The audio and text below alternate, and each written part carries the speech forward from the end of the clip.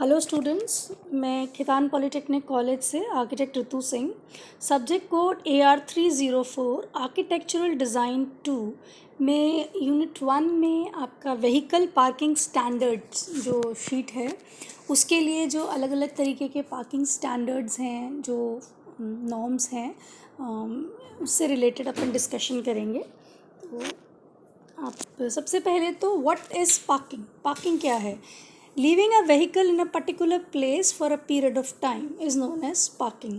Parking is the act of stopping and disengaging a vehicle and leaving it unoccupied. Parking spaces are very important to cities. A city must have enough parking spaces to provide the residents and their visitors a place to park their car.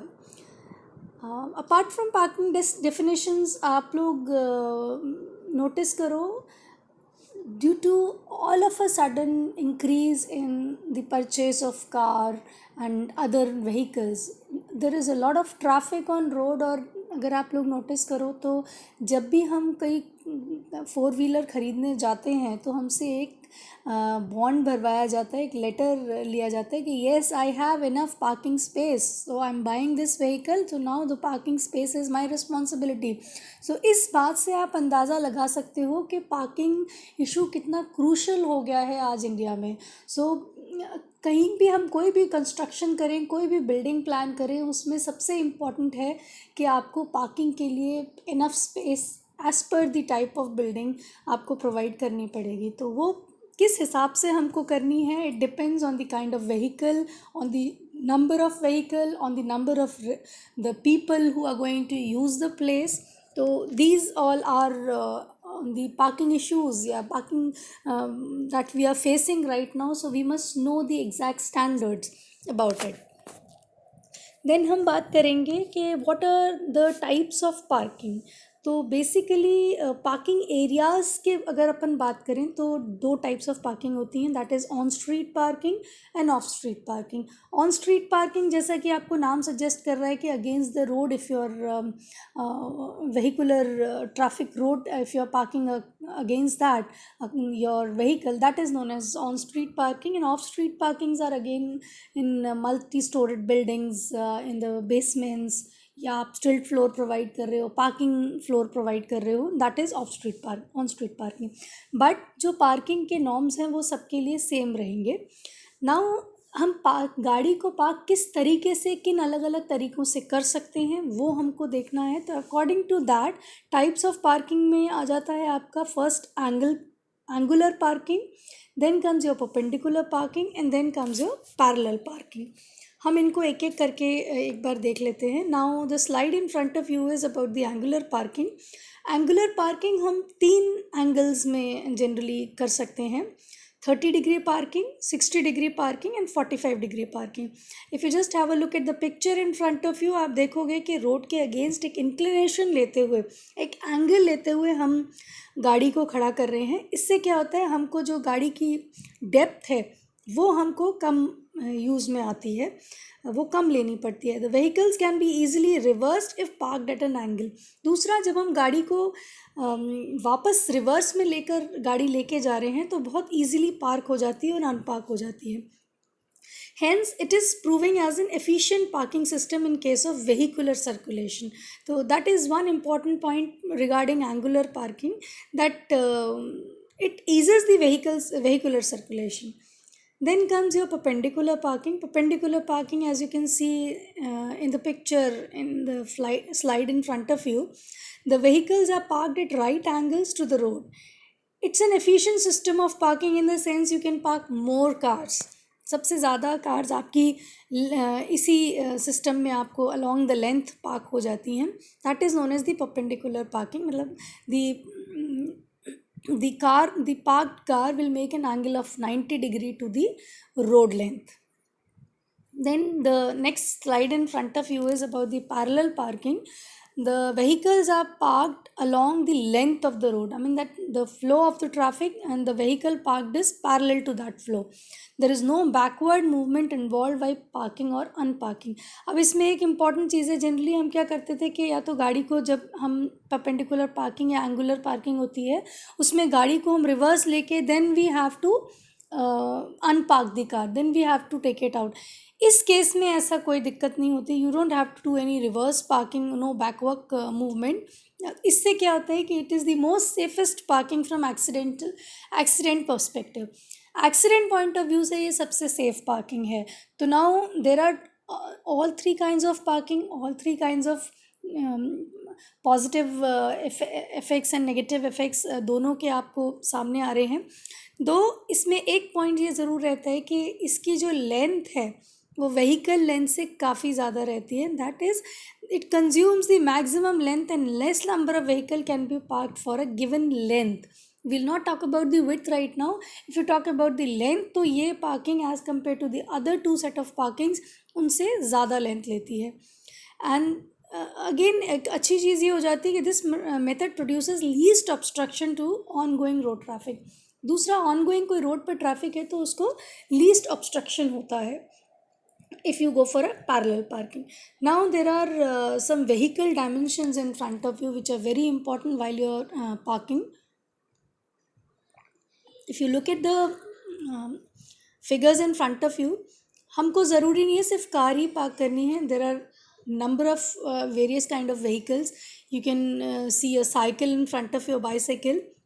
इसके length दे रखे हैं हमने, ये सारे metric dimensions हैं, ठीक है. उसके बाद two wheeler is there, then the car types are also different. Small car is there.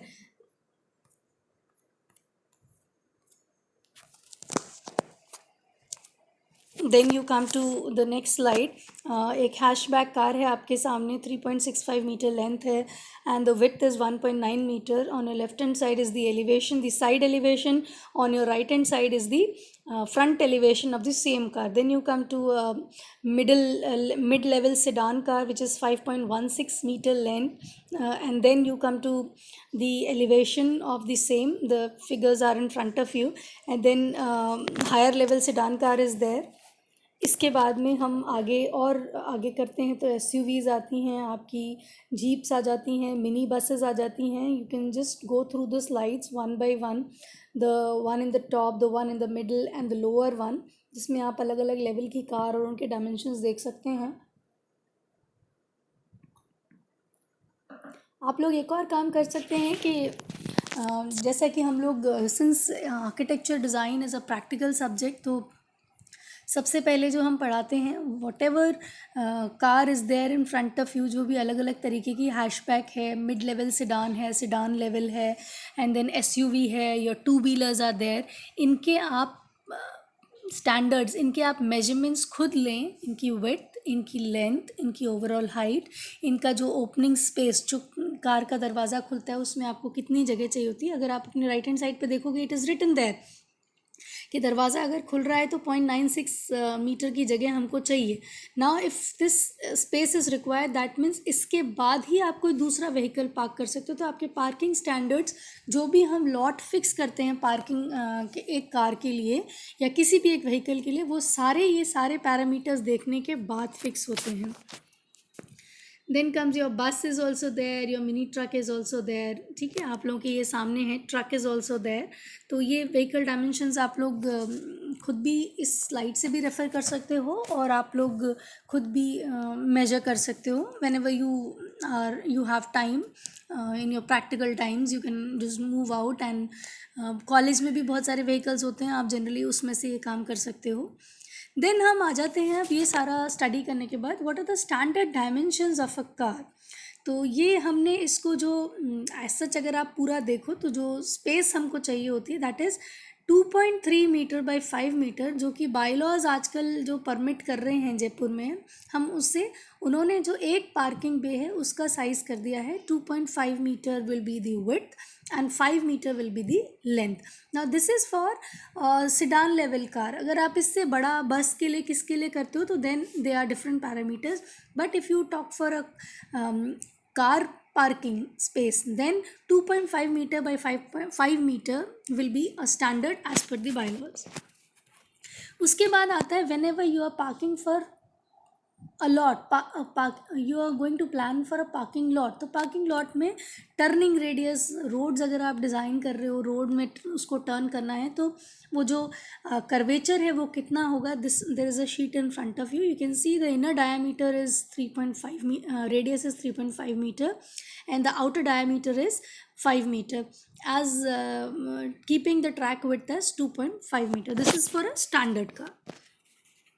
अब हम लोग पार्किंग पैटर्न्स पे आते हैं जो कि हमको क्रूशल हो जाते हैं when you designing as per the type of parking.